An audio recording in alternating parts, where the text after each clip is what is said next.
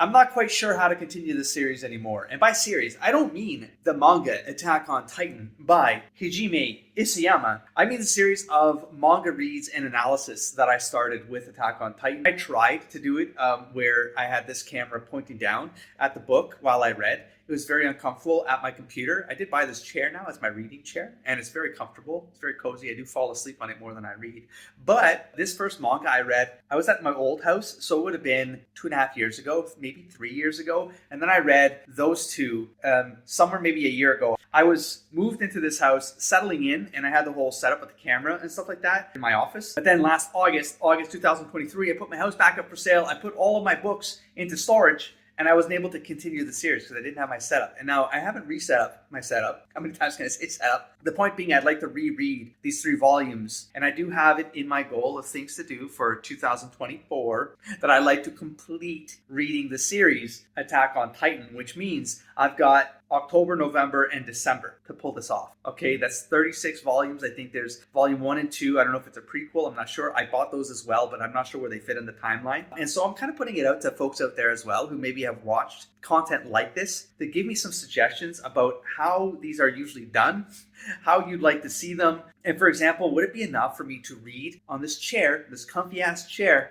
read the series and then take breaks as I go and then call out the moments I'm reading? And I mean, it would be easy enough for me to do something like this. And you might be able to see a compilation of thoughts of me reading through the volumes in something like this, more of a vlog format. And it would actually allow me to go quicker through these. And then we can have conversations and discussions in the comments below, of course, without spoilers, please, along the way. But I don't know. What do y'all think about that? I'm going to give this a shot because these are rereads for me anyways, because of, again, continuing the series, and I can put it all up to you. And so from here forward, it's going to be more of a choppy video of me maybe bringing you back when I remember some of the moments, re-experiencing them as I read. And it'll be more like to just get my brain going again inside this world and these characters, re-establishing the character names back in my head. I might have to keep a list going because I'm not generally good at remembering a lot of names when they drop on me at the same time, which this story sort of does, because you get introduced to the entire crew and then you follow the crew along. And I actually had a bit of a hard time following the crew inside the first volume. And after I watched the anime that covers these first 3 volumes, I did reactions of those as well. You know, how I cross-referenced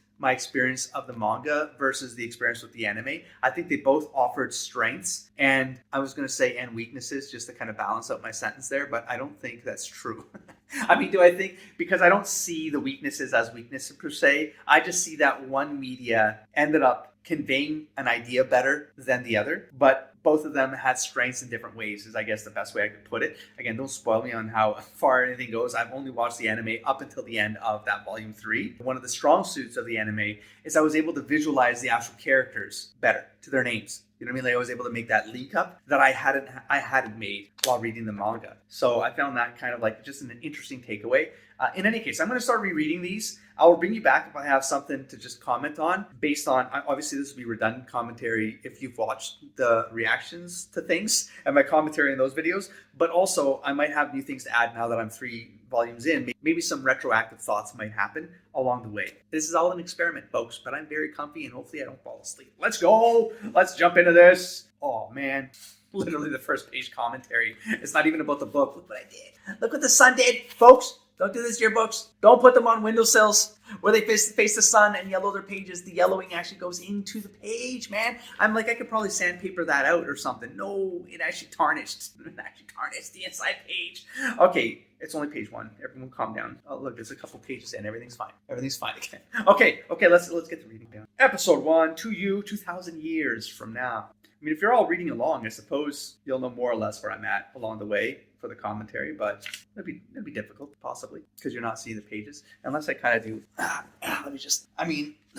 unless I kind of do something like this. How's that? That feels kind of odd, right? But you know what? It's still comfortable. Let's just go. Can I just say this scene is still kind of weird? The one where he comes out of that daze, and it insinuates that there's something going on that's more than what's abnormal. Something abnormal would be the word I was looking for there, right? Like wake up, and then the whole thing with the hair, like he sees like it's almost like a different instance of her, or there's like some time shenanigans going on. But I don't know if that's possible or not. Don't spoil me, but it's just kind of weird. I'll bring that back up though, because it's something I want to remember. You know what I mean? Before I keep going, because it might be something that's important to remember. Basically, seeing the back of my head while I'm reading. I can always zoom in. Yeah, this isn't really working. Listen, this isn't working out. I'm going to show you the page if it's something I need to talk about. Okay? God damn it, this is hot. Let's get through the book. Just get through the book. And the whole don't tell anyone I was crying. Like, why would he say that? And it's not the first time he says it. I know he says it again. Like, is he just embarrassed that he's crying? And I just can't picture him even putting a dent in this 50-meter fortress. Well, doesn't that all change? Da, da, da. Okay, here's the first reference of probably the most important line in the series. It keeps coming back up. And it's different in the anime. It says, we can eat, sleep, and survive just fine here. But isn't that like being a caged animal? For those of you you know. Yeah, that metaphor there is something that really plays true with the way that the city works, and that they effectively, I mean, I just thought the word livestock comes to mind, of course, caged animal, like you're there to be killed, slaughtered, which is effectively what happens. But then there's also like that social political structure of the way that this city works, that if they close the gate, they're effectively trapping all of the humans on that side of the wall to get decimated by the titans that end up breaking through, right? It's like to secure the inside, they got to sacrifice the animals in the cage.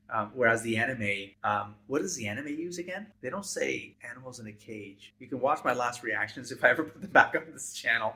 I forget the word, but I know that I made a comment about it not being this line. Man, where's my son? That creepy ass scene. I mean, what's left of him? Tan in a bag. That's nasty. That was pretty emotional scene. Like not unlike it was like it conveyed a lot of emotion inside the anime because it's so brutally blunt. Like these couple pages that play out here, because it's like the dread that this mom creates by bringing this up. And like even if he didn't achieve anything directly, his death brought humanity one step closer to beating them back, right? Like she really wants to believe that there was hope. There was at least the son died by preserving the hope that he could bring to humanity. And then the soldier instead says, we accomplished nothing. It's like you could have at least, I mean, I was going to say you could have at least lied to her from to convey some positive, like hopeful, like, you know, like convey something that would at least provide hope. But no, this soldier loses it, and he can't accept, like he can't lie anymore is something to take away, right? Because of my incompetence, all I did was get my soldiers killed. We didn't get any closer to finding out what those things really are. Like he just loses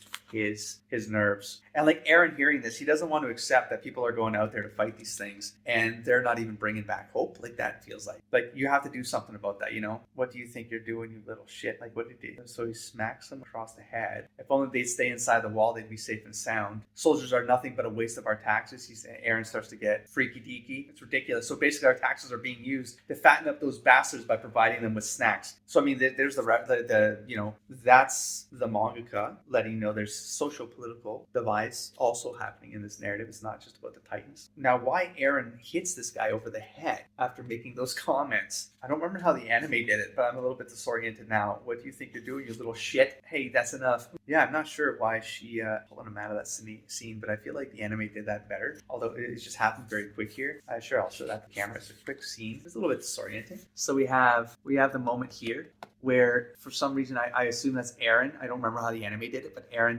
hits this dude over the head, and then Mikasa drags him away, throws him against the wall, almost superhero-esque. Like, that's maybe a little bit too much force. I'm not sure. It was probably exaggerated. Let's be fair. But then it's like the scene doesn't really touch on the moment of Aaron assaulting a man for talking about social political divides. So yeah, that was a little bit strange in the manga. And then we're back home, and we get that moment with the family and the father. And the topic about him joining the Survey Corps, which is maybe what Mikasa sensed him thinking about, that, you know, he feels like maybe if he joined the Survey Corps, he'd be able to do what these other soldiers failed to do while out there, something like that. So he didn't want the parents to know. Why do you want to go outside? I hate the idea of spending my whole life inside the wall, ignorant of what's happening in the world outside. I think that's important. Animals in the cage, birds flying free, that kind of. And besides, if there's no one to carry on, everyone who died up to now will have died in vain. So he wants, again, it's like he wants to give people a reason to have sacrificed themselves is what he's really going on about. He doesn't want people to die in vain, you know, and then mothers being disappointed that their children are just dead. There's no story to that. There's nothing you take away. There's nothing, their name doesn't live on in an honorable way. And so, you know, he feels like he could possibly change that by joining the Corps. You get the reference to the key there, of course, in the basement, which is not been solved by volume 3. I don't think I've encountered, well, we're rereading for that reason specifically, but I watched the anime as well. We got a little bit more shots in the anime, if I recall. It's like the flashbacks are a little bit more robust in the anime by the time the volume 3 episodes are done. I recall something like that. They also give a lot more time and attention to some of the side characters along the way. I do feel like they did a much better job at that. It was explained to me in the comments that Hajime did have like oversight. And so the decisions made in the anime, even though they were different, they did have the mangaka's approval along the way. And it's more like some of the scenes that happened in the anime that weren't in the manga were because future mangas end up going or showing scenes of these other side characters, and they just shuffled them back in to make for better continuity flow inside the narrative. So it's not that the information was new in the anime, it's that they've shuffled things back in for that better flow. The way I see it, people who are satisfied living like caged birds are the real fools. Okay, so I wasn't imagining that memory. There's a reference there to the caged birds as well on here. So that's, again, restricted freedom. One look at me and drew away. They saw me Mikasa and ran. Hey, you okay, Armin? So that's Armin kind of standing up to the bullies there. This scene, kind of vital. It's one page, but it really does establish the Armin character in a very interesting way, because he stands up to the bully with words, and that becomes something that it plays out a little bit. I believe it was volume 3. We'll get to it. It plays out nicely. Because he knows he can't stand up physically like Mikasa might or like Eren might. For different reasons, they have different strengths about how they approach, I guess that kind of aggression or aggressive violence. But Armin knows he's not able to do that. He doesn't have that same prowess, you know. But he does have his words. We got Armin agreeing here. I mean, for sure, I think the people who believe will be safe inside this wall forever have a screw loose. Just because the wall hasn't been breached in 100 years, there's no guarantee that they won't break through. Dave, for example. I mean, that seems a little bit clairvoyant here. And then boom!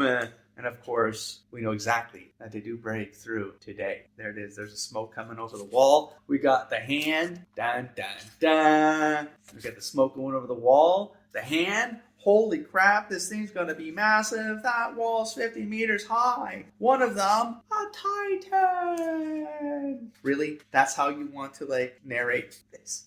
And then we got the wind up kick that's going to decimate that wall. That day, the human race remembered the terror of being dominated by them. Boom, chaos ensues. And fascinating, I got the curse of the itchy nose when reading manga. This used to happen at my desk with the camera overhead. I used to be able to have, like, it was difficult for me to get through a 1 hour reaction review because the tip of my nose would itch like crazy. And I thought it was like something in my office. Listen, I'm in a pretty open room right now. I have no idea how the sound is, by the way, on this. So this could be a complete disaster. But you're here for the ride.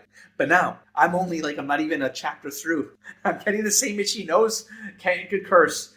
How does this happen? Maybe it's the smell of the paper. Like, I got really sensitive senses.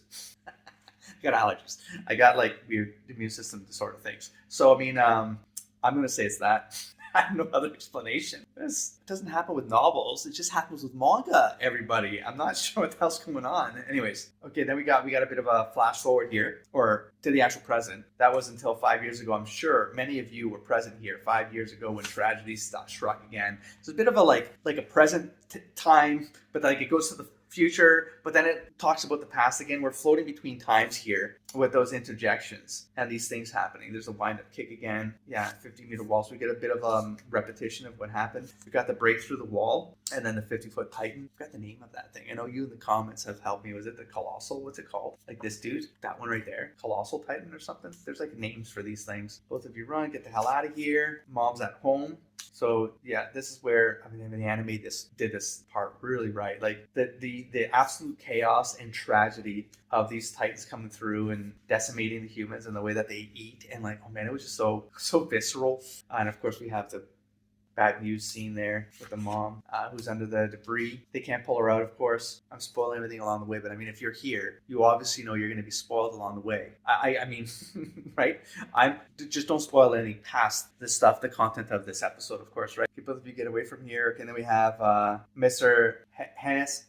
That's what I mean. Like, I know I got the pronunciation of these characters from the anime, and I've already forgotten because a year and a half has passed since I did the reactions to the anime. So, pardon me. I apologize, pardon me, for getting these names wrong. But we got Mr. Haynes. I'm going to say Haynes for now, and then we'll see. Maybe I'll have to rewatch the anime as well as I go, just to get the names right while I go, Yeah, the children can get away. Don't underestimate me. Kalura. I know that someone in the comments corrected me. There's not corrected me, but this manga uses, the mom's name is Kalura, but I think it's Carla. Do I have that right? It's like, it's actually written differently. But I said again, Kalura, it's not like it's a typo. It's just that I'm pretty sure her name's Carla in the anime. If you say that, I mean, it's almost like Carla, but pronounced like a Japanese word, I suppose. It makes sense. Listen to Kalura or pay back my debt. I'm going. So he's trying to get the courage to take out one of these titans, but instead he's just like, nah, goddamn bounce. We gotta bounce. I gotta listen to Carla and save the children. And so he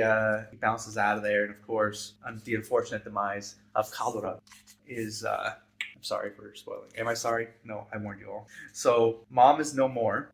Oh, the itchy nose crisis. Oh God, holy smokes, Aaron, what are you? I would have saved mom in another few seconds if you hadn't been there. So he blames him, but it doesn't make any sense. You couldn't save your mom because you weren't strong enough. And then we know now, in hindsight, I know now how important those top panels are right there. You could have saved your mom because you weren't strong enough. I didn't face the Titan because I wasn't brave enough.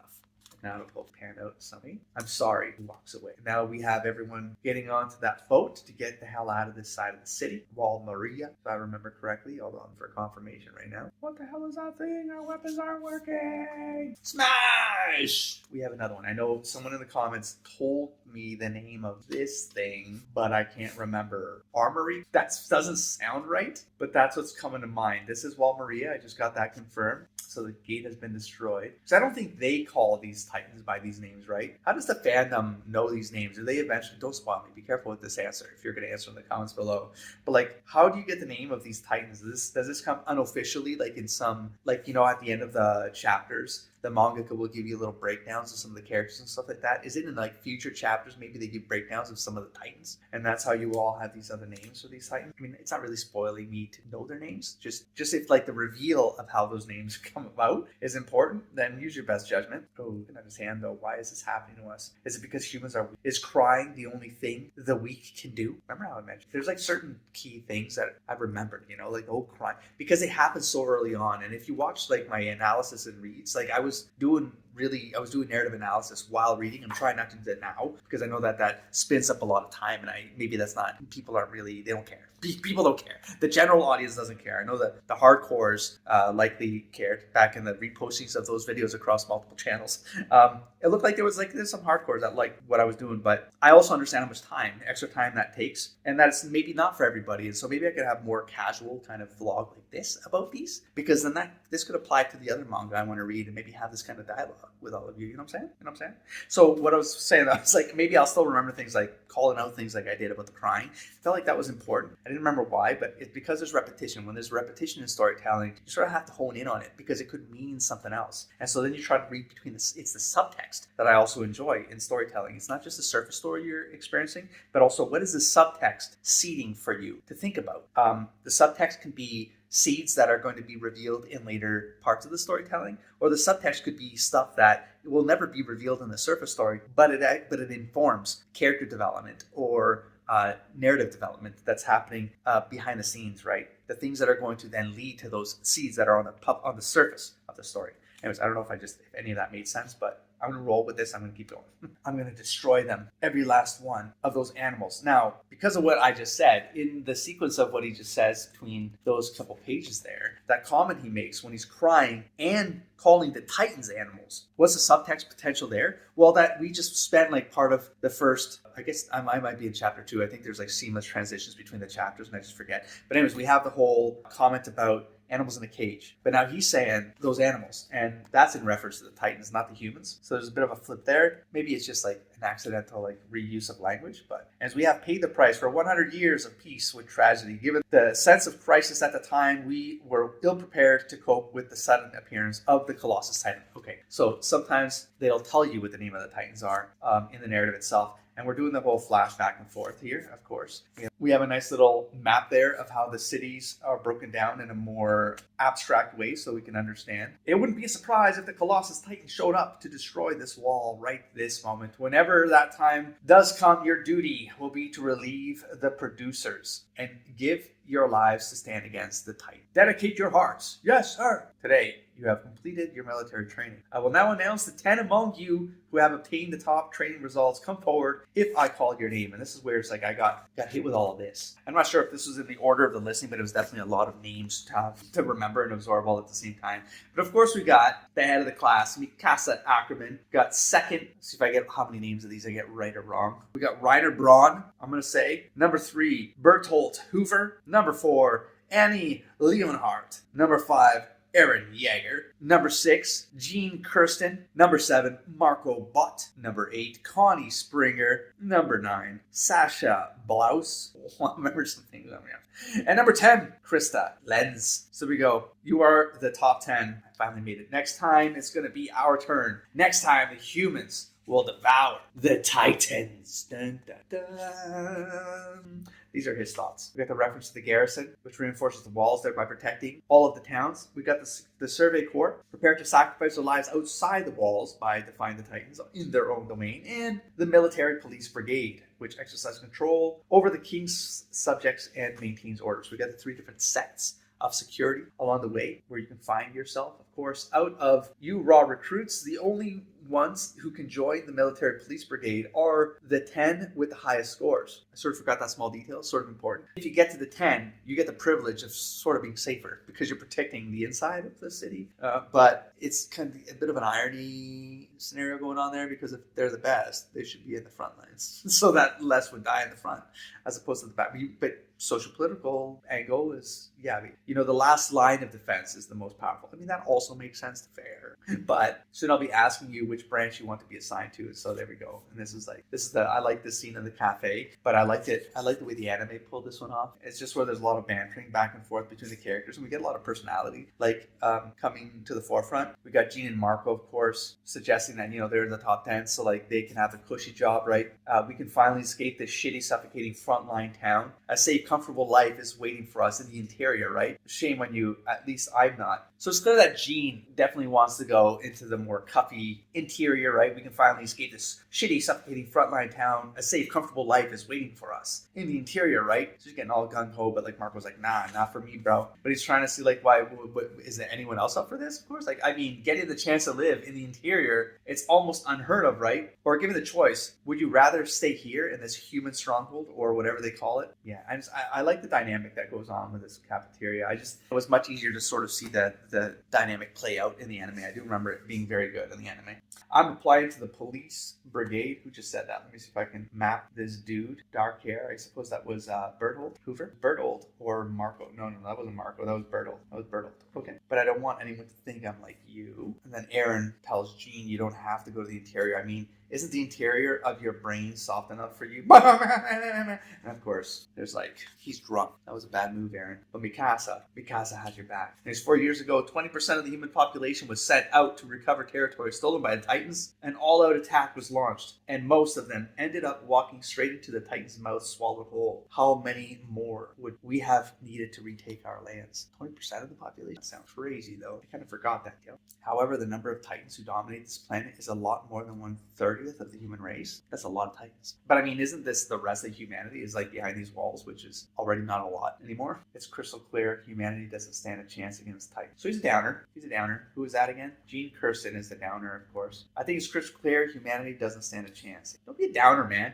So he's basically we have an opportunity to go to the inside. It's not to protect the inside humanity. It's to protect yourself. You selfish bastard. And here's this bringing us back to the theme. Aaron's response here, is it better to escape from reality to the point where you're throwing away your hope? And of course, and the scene continues, of course, with Aaron trying to apply meaning to the loss of humanity when pushing into the frontier, into the territory of the Titans to get some of that land back. One of the causes of the defeat 4 years ago was our ignorance about the Titans. We lost then, but the information we gained will surely lead to our hope for the future. And yet, you're going to give up on developing strategies to fight them? Do you want to be Titan food that badly? Give me a break. I have a dream. It's to exterminate the Titans and leave this cramped, walled-up world. My dream is to explore the outside world. So push into those boundaries, and of course, they get into a scuffle because they have conflicting odds. We're going to be throwing fists here between them.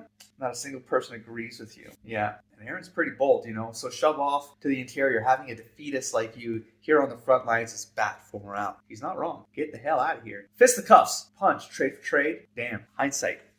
I just got a hindsight kicker right here in the bottom panels where it says, come on, Aaron, what's wrong? If you're having trouble against me, a mere human, you're not fit to go up against the Titans. Dun, dun, dun, hindsight. Punch in the brain. Gene, do you forget what Aaron's hand-to-hand combat score was? It was the top of our class. I missed that, or I'm rehearing it, rereading it, re-acknowledging it because of hindsight again. I thought Mikasa was like top of the class. Is she just? Or wait, was he second to Mikasa? Okay, so my memory wasn't wrong because Mikasa comes there and just does a lift and shift of Aaron, picking him up like a baby. Time to go, baby. Dump. So she asks which branch she wants to go to. I'm joining the Survey Corps. She says, you were at the head of our class. Apply for the MPS. They're calling you the most talented person who's ever been through training. I'm sure you'd get special treatment. If you join the military police brigade, then so will I. If you join the garrison, I'll do the same. Without me around, you'll die an earthly death. I'm not asking you to stick with me. How long do you intend to keep at this? As long as we live. I died once and was restored to life. I won't forget that day. It's coming up.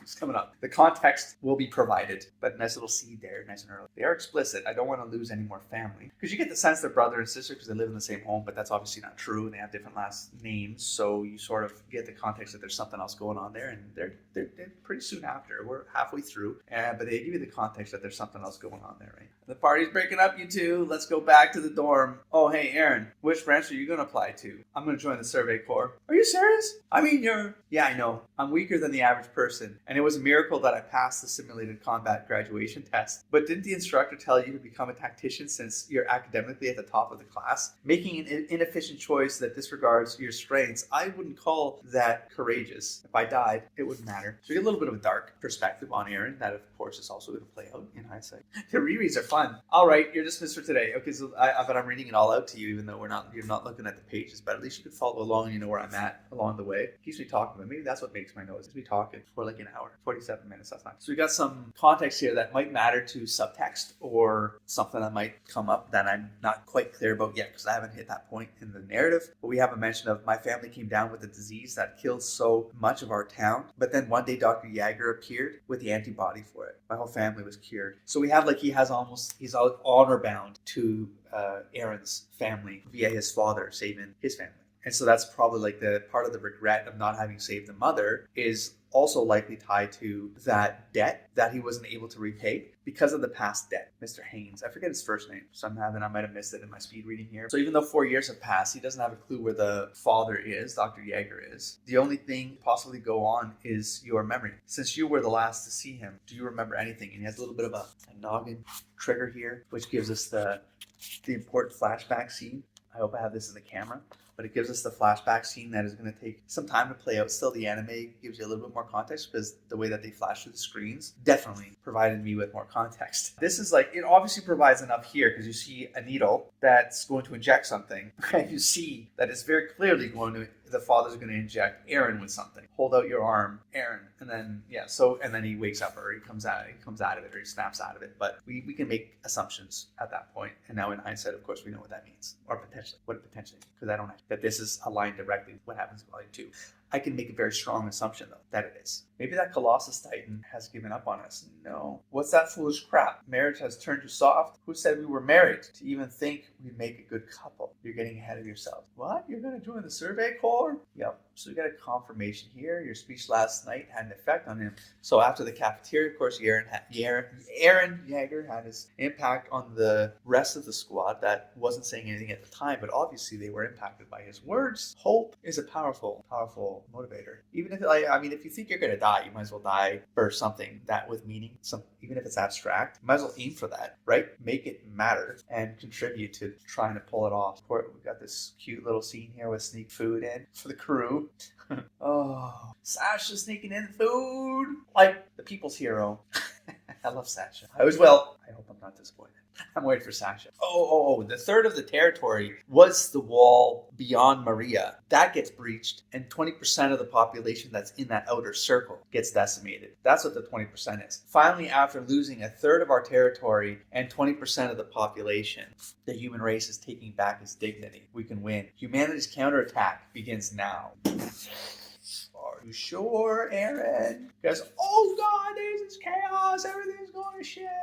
It burns. Switch to vertical maneuvering. This was great in the anime. This was so epic feeling. Goddamn. Yeah, the book does too, because there's a lot of motion lines that go nuts, and it really turns the scene into this frenetic madness of what these things are called, the jet things.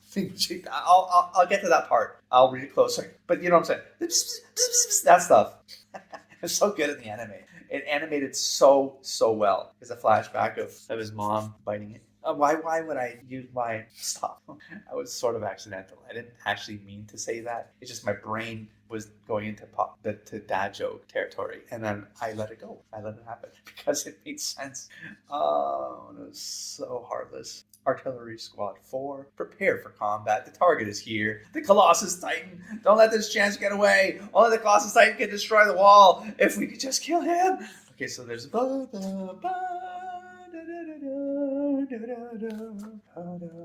it's been 5 years, huh? All right, here we go. See, told you it was coming up. I remembered. That weight shifting equipment for vertical maneuvers, harness, operating device, attached to thigh, scabbard, lightweight equipment, blah, blah, blah. Attached to the waist, complex weight shift. What the hell is it called again? The zip gear? The person shifts their entire weight. Oh, God. Maneuverability device? That feels like very long words for this. It's not. It's a system that only works through strenuous use of muscle throughout the body. I remember the anime had this one scene which I thought was so strong, but I haven't encountered it in the manga yet, where he's doing the actual tests for how to control yourself and your like gravity and how to shift your weight and stuff like that in the harness. Oh man, I thought that was so good in the anime, but I don't think it's in the manga. It's like it was a small scene, but it was just powerful. It felt cool. A big wind up here, double page wind up of that floppy ass 50-meter hand. I mean, the whole arm or hand isn't 50 meters. The Titan's 50. You know what I'm saying? The hand and the arm of a 50-foot Titan, 50-meter Titan. God, it just keep going. Oh, here we go. We got another portability today. Here, there you go. Notice vertical maneuvering device. That the VM. Is there like a short form, like you just say vertical? The VMD, the VMDs. Is that a thing? Is that what people say out there to short form this thing, or does this have a name that I'm just not catching? No, vertical maneuvering device. That's what it is. VMD. I'm going to say VMD. This really does explain it, though. I mean, if I read it the first time, I didn't actually acknowledge what all of the parts were doing until I watched the anime, and I was like, no, that's really neat. But, I mean, if you're willing to, like, really wrap your head around the way the nature of how this all functions, they're pretty clear on it. You know, because it's like gas is blown directly at the fan to make it spin. Exhaust pumps out. The part that blows gas forward, the fan and the emission system are black boxes. Technical specs, maintenance, and improvements of these specs are secret. Okay, so I mean, they're just hiding the magic. It works. It's top secret how the black box parts work, but it works. Thanks to my scientist friends who helped me come up with this. Oh, it's the mangaka basically saying, hey, give me just enough for it to make sense, and then we'll black box the stuff you say makes this impossible. No problem. Just give me the stuff that makes sense. My lighting's starting to go, huh? I can see my camera starting to flicker, but I'm going to go as long. We're at least going to get through this volume 1 and see how it goes. I'm almost at the 1 hour mark. We're in the last run here of Aaron against the Colossal Titan. He's running up the arm right now. He's going in for the move here, having some flashback memories. Then it's intelligence. So he acknowledges that there's something different with this one.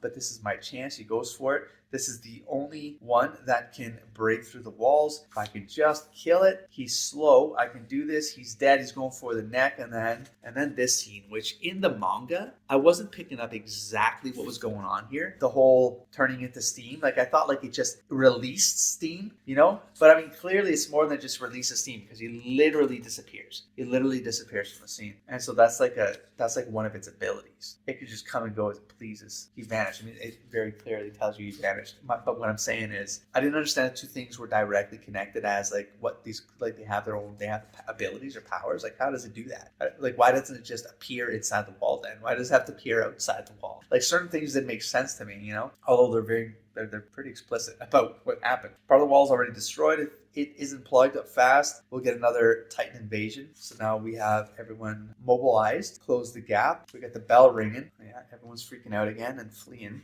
Please X. Yeah. Regrettably, the Survey Corps, which has the most actual combat experience, is outside the wall on an exploratory expedition. Therefore, we in the garrison are currently alone in repairing the wall and preparing for an incursion. So now we have a bit more chaos happening here as they try to plug the wall. They put that rock there to plug a hole, but we can't even move it. Now we get a good description there, but the strategy that they're about to play out here, this was really well done in the anime. It really contextualizes a lot of the spatial narrative that's going on between these zones and the people that get moved into these different positions, because that has an impact on the story with where some of the characters are placed and how the flow ends up bringing things together and breaking things down. People losing their nerves and vomiting. Mikasa's saying she'll protect, but you've been specifically assigned to rear guards. That's where they split Mikasa from Eren, so Mikasa can't protect Eren.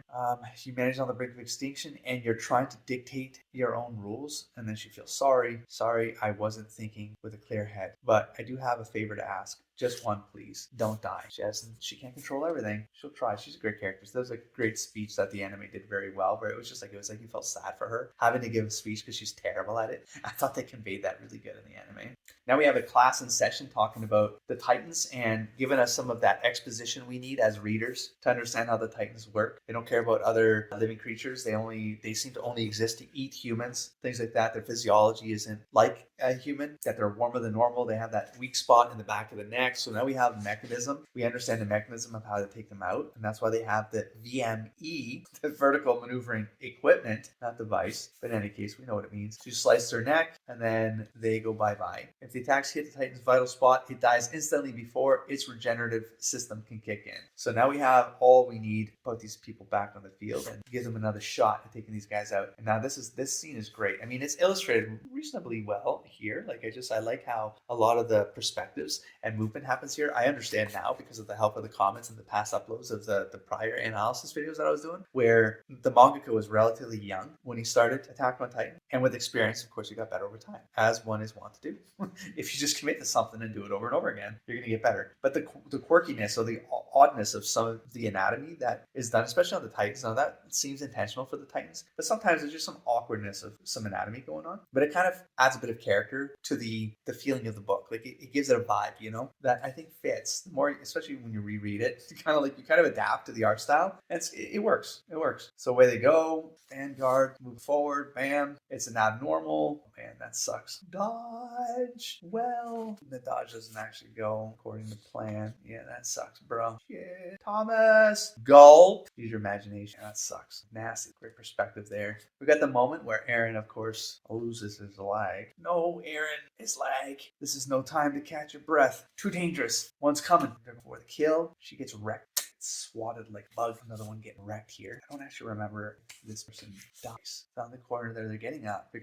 I mean, oh yeah, that's definitely not a good sign. But I don't wait. Is that her? That has to be her because the hair. But see, like that sequence of panels right there, it makes it very hard to understand who's actually going in the mouth. You see, because like up here, you see the hair design, and the hair design tells you that's the hair design here, you know, but that person being picked up is not this person. And it's little things like that get difficult for me to follow along on and be able to understand who it is I'm looking at. But we do see like the Titan is clearly looking at this character whose name I forget. Let me just quickly flip back here. I will get it. Oh, she's not one of the 10. But I mean, I think, was this the married couple? The quote unquote married couple? It's like they're the ones who bite it. Man, I don't remember. Anyways, says, why do I have to watch my comrades being eaten? Why won't my body move? That's Eren speaking, of course. And Eren gets picked up and into the mouth Eren goes. But of course we know how that, right? Armin. And then Eren struggles to get up, has a flashback of that That vision right there that we get at the beginning of all of this, of course, the whole wake up, Aaron, that kind of thing. Same sort of vibe here, looking at the clouds as opposed in the sky. Aaron, so here you are. What's up, Armin? It's a flashback with Armin. It's a book about the outside world. A book about the outside world. That's illegal. You're going to get caught by the MP brigade. This is much more important than that. According to the book, the majority of this world is covered by water called the sea. And it says the sea is all salt water. Salt? Liar. I mean salt. That would be a treasure trove. Merchants would have already exhausted the supply. No, that's the thing. The sea is so huge, it can't be depleted. Not really a silly scene of like some mundane stuff being talked about, but it's to say that there's like something beyond these walls that is completely unknown. It's alien, even. The idea that there's this body of water with so much salt in it that it can never be depleted. It just shows like how much mystery is out there beyond the wall. And the books being illegal is also another scenario where it's like, wow, you weren't even letting the people learn what was out the wall. Why is that? Were you suppressing the curiosity of humanity to be able to explore beyond the wall? But why would you do that? Parts of that doesn't make sense. And maybe we'll find that out as we go, of course, as well. Which is something I'm going to now keep in mind because I got reminded of it. And it's not just a heap of salt. There's fire water and ice ground and fields of sand. The outside world must be 10 times bigger than inside the walls. More than 10 times, more than 100 times, I'm sure. More than 1,000 times. The outside world, Aaron, someday I hope, keyword, someday I hope we get to explore the outside world. And we got Aaron remembering that memory, finding that the power to stand up even though one of his legs is gone, acknowledging that Armin is about to bite it. Stop. And then jumps in the mouth after Armin flings him out of the mouth to get taken instead by the Titan, of course. And now, because I've read volume 2 and 3, we know where this goes. We get a chompy chomp, and not only does he lose a leg, he loses an arm in the process. Continued in volume 2. Mikasa, of course, having no idea that her not brother is, I just bit it. Stop. And we have like an interview thing going on here, which I will pass. We have a preview of volume 2, which I thought I was going to read 3 volumes in one sitting because I figured I could read 3 volumes in at least 1 hour. Surely I could read 3 volumes in an hour, but surely I cannot. It feels like I'm going to have to do one of these an episode or you'll all never see these. But that means that I'm going to be doing a reread of the first 3 volumes of these, of course. I had that upside down. It looks like I'm going to be coming back for each of these. Being able to reread these gives me a bit of like warming up to the idea of how I might do these and get your feedback along the way. So even though it might be a bit redundant because it's not blind, I'm having a lot of fun kind of revisiting these and having a place to put my thoughts that have existed for like 3 years, 1 to 3 years between these 3 books. And I can have them all in one cohesive place. So when I return to this, it will be more coherent as I talk about the stuff that I'm experiencing blind. And I will be reading these blind like this along the way from volume 4 onward. So if you're interested in that, of course, I'd love to have you along for the ride. And I'll catch you in the next stack of videos. Don't forget to explore, engage, and inspire. Ready? Peace.